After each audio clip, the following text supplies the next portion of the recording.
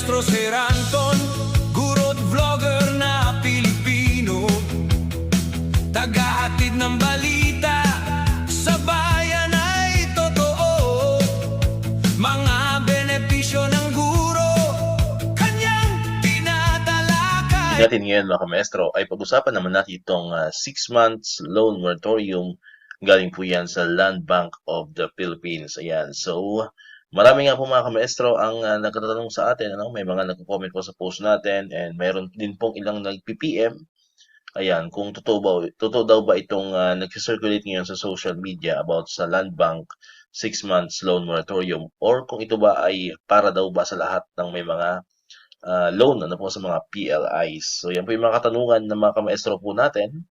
Ayan, so ngayon lang po natin masasagot yan sapagkat dito mga nakaraang araw ay talagang na-busy pa rin po tayo dahil sa seminar po, yung revised K-10 curriculum training po sa aming division.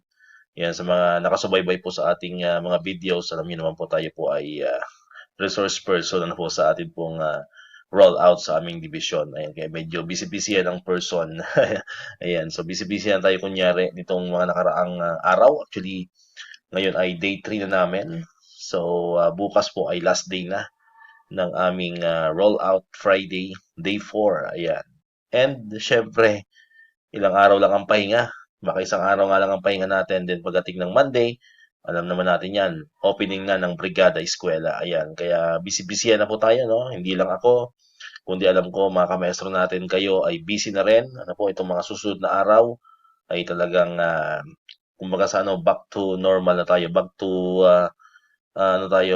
old programming. Ayan. Kaya ngayon pa lang ay kung wala pa kayong mga ginagawa masyado ay enjoy niyo na, mag-relax, mag-chill pa tayo. Kailangan niyo unwind muna, diba? Mag-swimming. Ayan, habang hindi pa tayo totally busy. Ayan, sapagkat pagpasok ng June, ay dire-diretso na yan, makakapagpahinga lang naman tayo pagdating ng December saglit. 'Di ba? So talagang sunod-sunod na naman po ang ating mga gagawin mga school activities. Ayan.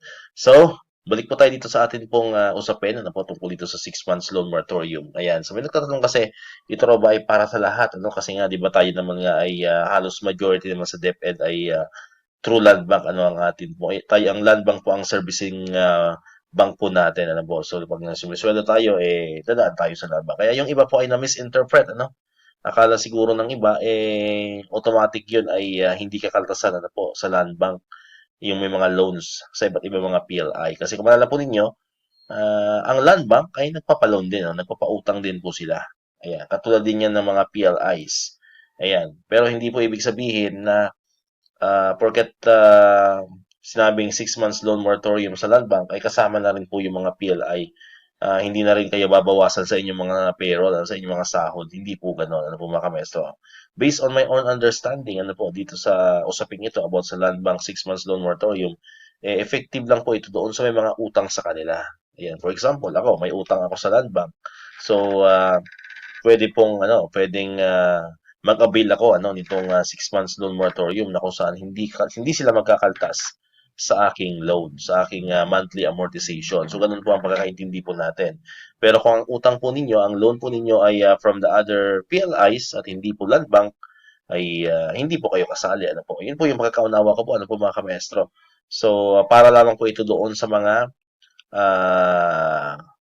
kamaestro natin na mayroon pong loan mismo sa Land Bank of the Philippines. Ayan. So, yan po yung 6 months loan moratorium po na yan ay hindi po para sa lahat. Ayan. So, para lamang po yan sa may mga existing na loans sa Land Bank of the Philippines. Ayan. As kung kailan magsisimula yan, ayan. So, may nabalitaan po tayo. May na-base po sa atin po mga source. Ayan. Ay iniintay lamang po ang go signal from the central office and then saka na po yan i-implement mga kamaestro. Ayan. So, abang-abang lang po tayo. Antay-antay lamang. Especially yung mga may loans po sa Land Bank of the Philippines kasi kayo po yung mag-qualified para dito. Kunyari ang kinakalta sa iyo ay kunyari ay 6,000 pesos.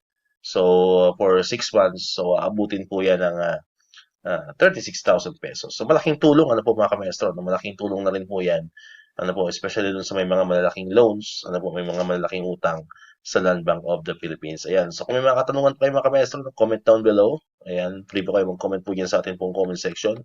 Kung may mga katanungan po kayo tungkol dito sa atin pong usapin, ito pong ating topic ngayon sa ating pong video, yung 6 months loan moratorium from Land Bank of the Philippines. Alright, so dito ko natapos itong ating video ngayon mga kamestro. Kung di ka pa nakakapag-subscribe, click mo na ang subscribe button dyan para ikaw yung unang nakapanood ng mga videos na in-upload natin. Katulad ito yung mga updates pa rin about sa Land Bank of the Philippines and syempre sa mga benefits sa mga teachers of government employees. And syempre, click mo na rin ang notification bell button para ma-notify ka, always updated ka pag may mga bago tayong uploaded na videos. So muli, maraming salamat sa inyong panonood at pakikinig.